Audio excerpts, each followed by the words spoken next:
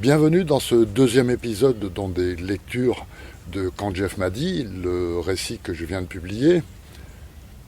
Après quelques déconvenues dans nos premiers kilomètres du voyage en Afrique, on est obligé de faire 2000 kilomètres pour revenir à notre point de départ à cause du conflit entre le Sahara espagnol, l'Algérie et le Maroc. Dans l'extrait que je vais vous lire, on est à la frontière entre le Maroc et l'Algérie.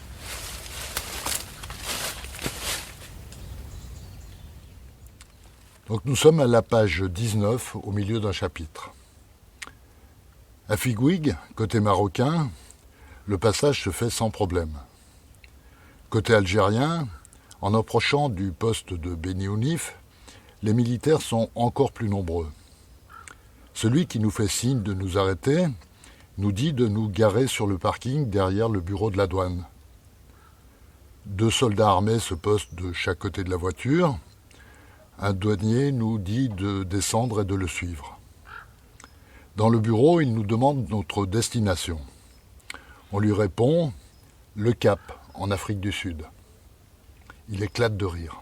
« Avec une 2 chevaux ? Mais vous êtes fou !» Il prend nos papiers sans s'arrêter de rire, les ausculte, téléphone, réausculte nos papiers et nous laisse dans la salle d'attente. Il ferme la porte à clé. Il y a 2 bancs, les murs sont peints à la chaux.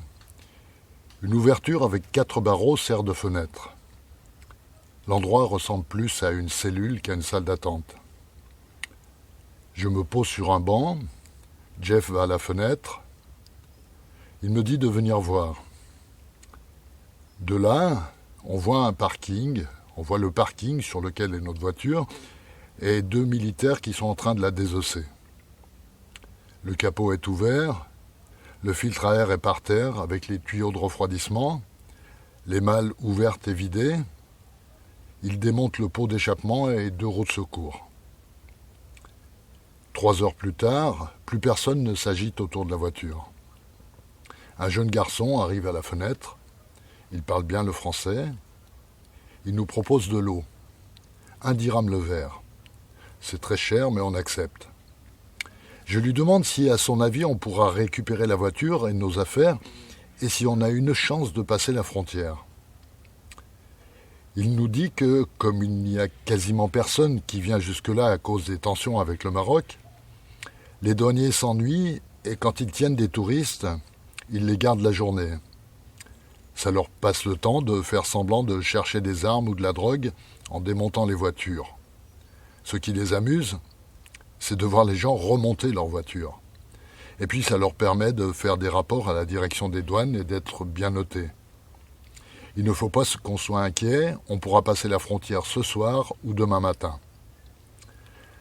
Le jeune garçon est sympathique, il s'appelle Amar. On lui demande s'il peut nous trouver quelque chose à manger.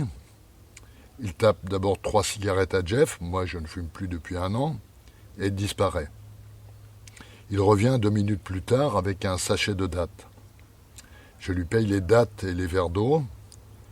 Il nous dit qu'il viendra dans l'après-midi pour nous aider à remonter la voiture.